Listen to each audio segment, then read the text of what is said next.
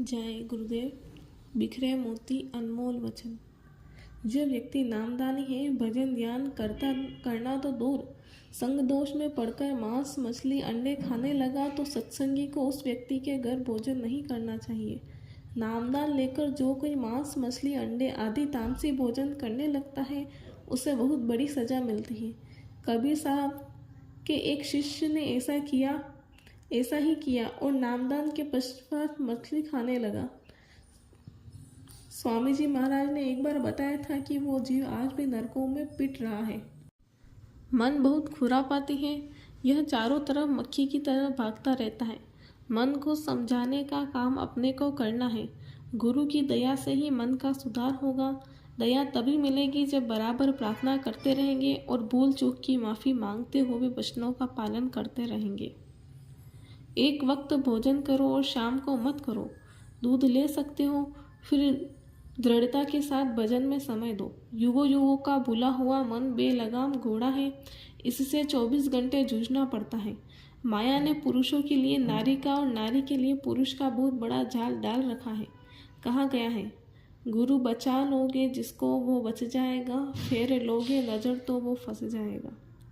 जीवात्मा 4 शरीरों में बंधी हुई है। पहला यह स्थूल शरीर, साधना के द्वारा आत्मा इस शरीर से अलग हो जाती है, जैसे मौत के वक्त निकल जाती है। शरीर से अलग होकर वह देखती है कि यह मेरा पिंजरा है जिसमें वो कैद थी।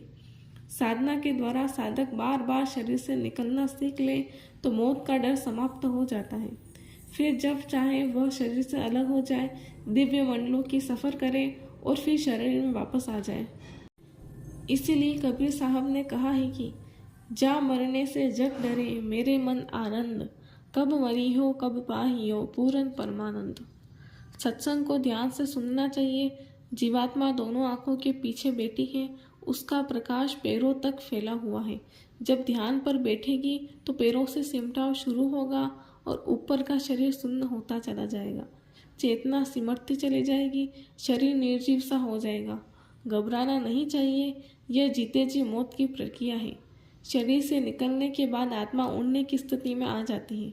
घूम घूम कर चारों तरफ सब कुछ देखती है, अपने शरीर को भी देखती है और सोचती है कि मैं इसमें बंद थी। गुरु तो सब कुछ का दाता है, लेकिन पहले शिष्य को दाता होना होता है। अर्थात गुरु को पाने के लिए पहले शिष्य को कुछ देना पड़ता है, और वह है बुराइयाँ। सुमिरन पूरब की तरफ मुँह करके करना चाहिए। अगर संभव न हो सके पश्चिम और उत्तर की तरफ मुँह करके किया जा सकता है। दक्षिण की तरफ मुँह करके नहीं करना चाहिए। मांस खाने वाला सीधे नरक को जाता है। तिल के बराबर भी कोई मांस का टुकड़ा खा ले, फिर करोड़ों गौवों का दान करे जो कि पुण्य कार्य है, और काशी में जाकर मर जाए, यह सोच कर कि काशी में मरने वालों की मुक्ति हो जाती है। ऐसा करने पर भी कबीर साहब ने कहा है कि वह व्यक्ति मरने के बाद सीधा नर्क को चला जाता है। मांस खाने वाला सीधा नर्क को जाता है। बाबा जय गुरुदेव, जनवरी 1999। कलयुग केवल नाम आधारा, सुमिरी सुमिरी नर उतर ही पारा। कली मह करम न धर्म विवेकु, राम नाम अवलंबित एकु। जय गुरुदेव।